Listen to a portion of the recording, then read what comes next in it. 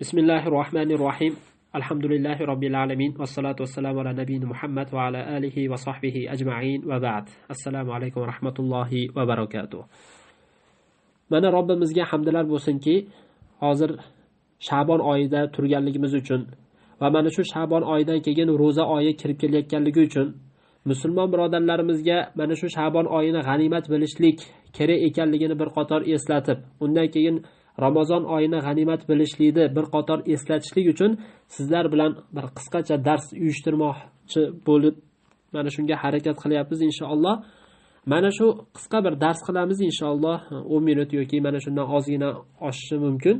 Ya'ni mana shu qisqacha bir darsimizda Shayx Munajjid hafizahullohni qisqa bir ta'lif qilgan kitoblari bor. Mana shu kitob ya'ni Sha'bon oyidagi 31 ta foyda deb turib nomlangan. Vahidu va salasuna faydatan fi shahri Sha'ban. Sha'bon oyidagi 31 ta foyda deb turib nomlangan. Mana shu foydani sizlar bilan gaplashib chiqamiz. Mana shu Sha'bon oyida turganligimiz uchun va mana shu Sha'bon oyini g'animat bilib qolishimiz uchun. Mana shu foydalarni inshaalloh bir o'zingizga lozim tutasiz degan umiddamiz albatta. Xo'p, birinchi navbatda biz mana shu aytdik, kichkina kitobcha bu. Kichkina, o'ta bir muxtasar kitoblardan va yana mana shu muxtasar kitob bo'lishligiga qaramasdan, ya'ni Sha'bon oyi haqidagi bir risolacha, arab tilida risolacha deb turib nomlanadi. Xo'p, buni yozgan shayx kim yozgan deb aytilsa, Muhammad Solih al-Munajjid degan kishi yozgan. Muhammad Solih al-Munajjid. Ya'ni hozirgi kunda bu kishi katta shayxlardan deb turib hisoblanadi. 58-59 ga kirgan, shu yosh atrofida. Xo'p, o'zi aslida bu kishi mana hijratni 1380-yili tug'ilgan. Mana shu hijriy yil bilan hisoblaydigan bo'lsak, hozir mana hijratni 1440-sanasi Sha'bon oyidamiz. Demak, bu kishi hijriy yil bilan qanchaga kirgan bo'ladi? 60 ga kirgan bo'ladi. Lekin melodiy bilan u 60 bo'lmaydi. Balki har 30 yilda bir yil farq qiladi. Shuning uchun 58 yoshlarda bu kishi mana melodiy yil bilan.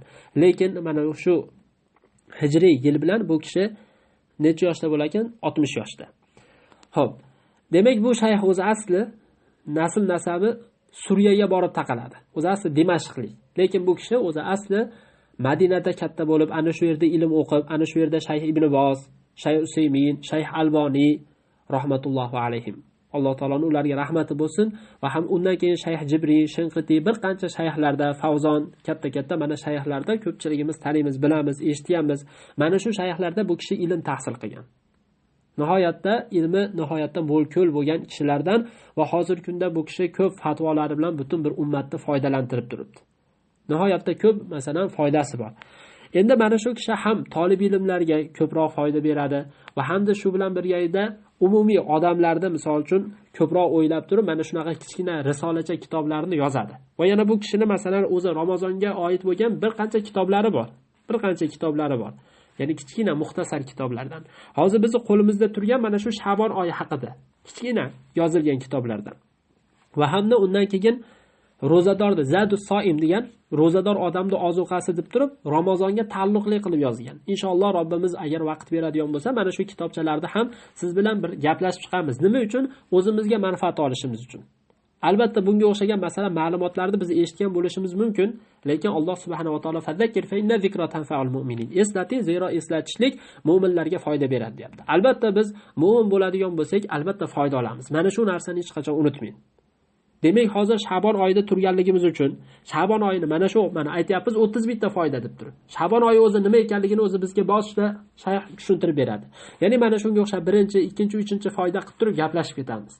Demak, biz bilan birga bo'ling inshaalloh. Albatta foyda olasiz. Alloh taolo o'zi darslarimizni davomli qilsin. Inshaalloh mana shu darslarimizni mana shu Islom yo'li kanaliga qo'yib boramiz va yana shu bilan birga Ramazon suhbatlari degan kanalimizga ham qo'yib boramiz. Albatta asosiy darslarni Islom yo'li degan kanalimizga qo'yib boramiz. Inshaalloh mana shu darslardan foyda olasiz degan umiddamiz. Xo'p, birinchi foyda. Boshlaymiz bo'lmasa. Shahru Sha'ban huwa shahru thamin min al-shuhuril hijriyya. Xo'p, Sha'bon oyi hijriy oylarni 8-oyi hisoblanadi. Hijriy oyda 8-oyi hisoblanadi. Qarang. Bu Sha'bon oyi mana melodiy nima bilan, ya'ni Ramazon oyi misol uchun, melodiy bilan hech qachon hisoblanmaydi. Chunki melodiyda bir mustaqil joyi yo'q. Ramazon oyi. Lekin Sha'bon ham xuddi shunaqa, bir mustaqil bo'lmaydi. Demak, masalan, yana bitta foyda-da bu. Haqiqatda bu kitobni o'zi foyda deb nomlagan, foyda bu.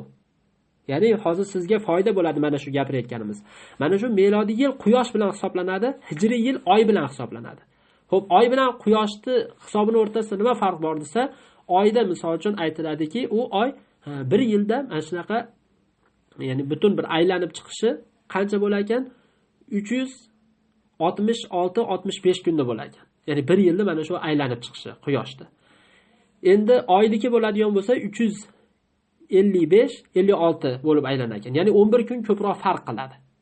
Demak, shuning uchun ham har yilda 11-12 kun farq qilib, ya'ni masalan bu yil o'tgan yil mana qarasak Ramazon qanchada bo'ldi? May oyini 16-17larda bo'ldi.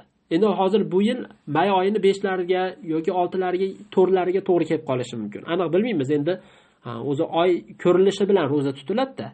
Shuning uchun ham mana shu, ya'ni men aytmoqchi bo'lganim, o'tgan safar oyi bilan mana shu oy misol uchun har 12 kun yoki 11 kun orqaga surilaveradi. Masalan, o'tganda 16-17 da roza tutgan bo'lsa, hozir mana shu qancha 11 kun yoki 12 kun orqaga suriladi. Shu 5 da yoki masalan 4 da roza tutishimiz mumkin. Tushunarliga? Xo'p, demak shuning uchun aytayaptiki, hijriy oylarda 8-oy hisoblanadi mana shu Sha'bon oyi. Ya'ni bu Rajab oyi bilan Sha'bon oyini o'rtasida. Endi Sha'bon deb turib, nima uchun shu Sha'bon deb turib nomlandi desa, chunki arablar suv talabida har tarafga sochilgan ekan mana shu Sha'bon oyida.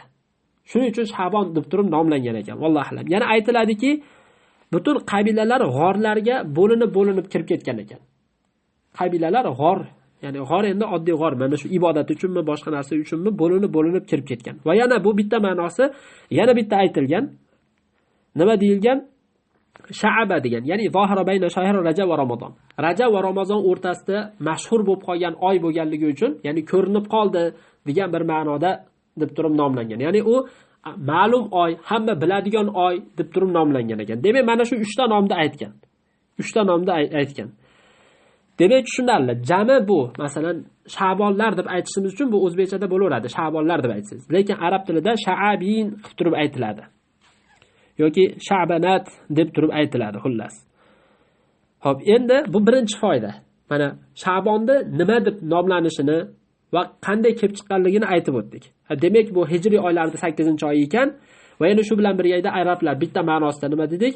Suv talabida har tarafga buzilib, sochilib ketar ekan, ya'ni tarqalishar ekan. Ikkinchisi g'orlarga bo'linib kirib ketar ekan. Uchinchisi Rajab bilan Ramazon oyini o'rtasida mashhur oy bo'lib qolganligi uchun shu Sha'bon deb turib nomlangan. Xo'p, ikkinchi foyda. Shahru Sha'ban shahrun mubarakun yafulun nasu anhu bayna Rajab va Ramazon va yustahabbu iktharu siyamu fihi. Qarang, hozir kunda masalan ko'pchilik savol qilayotgan bitta masala bu. Bu qanaqa masala? Sha'bon oyi muborak bir oy. Insonlar Rajab va Ramazonning o'rtasida ko'pchilik mana shu Sha'bon oyidan g'aflatda qoladi. Chunki mana Rajab oyida to'qima hadislar borda, mana shunga odamlar berilib ketadi. Rajab oyida. Ramazon oyi bo'lsa, bu ibodat oyi deb turib, hamma ishini tashlab mana shunga beriladi. Lekin Sha'bonda nima bo'ladi? Hamma g'aflatda qoladi. Hech kim e'tibor bermaydi. Mana shu masalani aytayapti. Bu foyda bu sizga. Va yustahabu kitharu siyami fihi. Demak, mana shu Sha'bon oyida ko'p roza tutish mustahab bo'ladi. Chunki mana hadis keladi. Hadis Usomat ibn Zayd radhiyallohu anhu da rivoyat qilingan. Aytadiki, men aytdim dedi Usomat ibn Zayd. Biz bu kishining qissasini sahobalar hayotida o'tib ketdik. Ya Rasululloh dedi. Lam araka tasumu shahran min ash-shuhuri ma tasumu min ash-sha'ban. Ya Rasululloh, men sizni biron bir oyda Sha'bon oyida roza tutgandek roza tutganligingizni ko'rmadim. Illa mana shu Sha'bon oyida nihoyatda ko'p roza tutasiz. Nimaga unaqa deb turib so'raganda Rasululloh sallallohu alayhi vasallam aytdi. Xuddi yuqoridagi foydani javobida bu. Insonlar ko'pchiligi g'aflatda bo'ladi deb aytganda, mana shu g'aflatda, nima uchun g'aflatda bo'ladi deganga hozir o'zi javob chiqyapti mana shu hadisda. Rasululloh aytdiki, "Zalika shahrun yaghfulu nasu anhu bayna Rajab va Ramazon."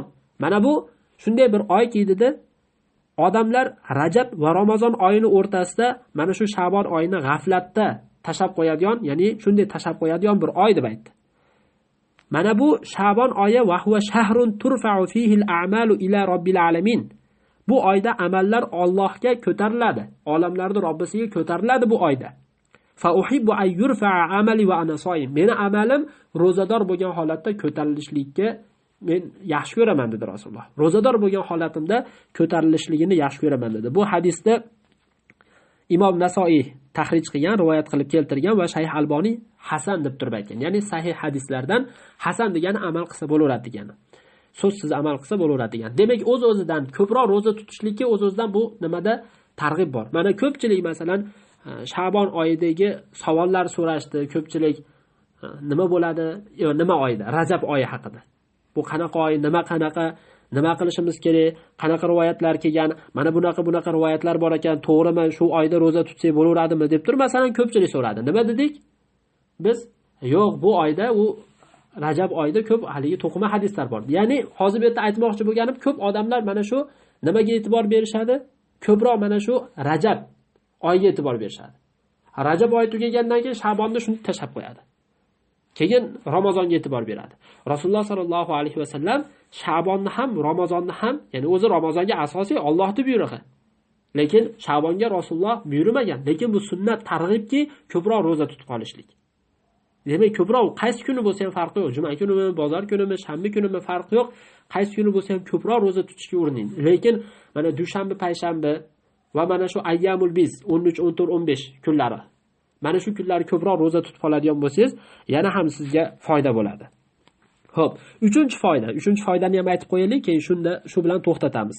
Kana Nabiy sallallohu alayhi va sallam yasumu min Sha'ban tatawwan ma la yasumu min ghayrihi min ash-shuhur fa kan yasum ghalibahu.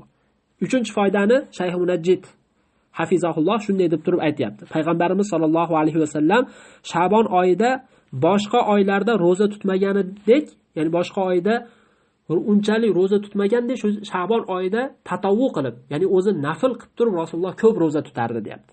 Demak, Sha'bon oyida ko'proq roza tutardi, boshqa oyda unchalik roza tutmardi. Mala yasumu min ghayrihi min ash-shuhur fa kana yasumu ghalibahu. Sha'bon oyini ko'pini masalan rozada o'tkazardi. Yarmini yoki yarmidan ko'pi. G'olibahu degani masalan 30 kun bo'ladigan bo'lsa, 20 kunini rozada o'tkazardi degani Rasululloh. Bunga mana dalil kelgan Imom Buxoriy va Imom Muslim rivoyat qilgan.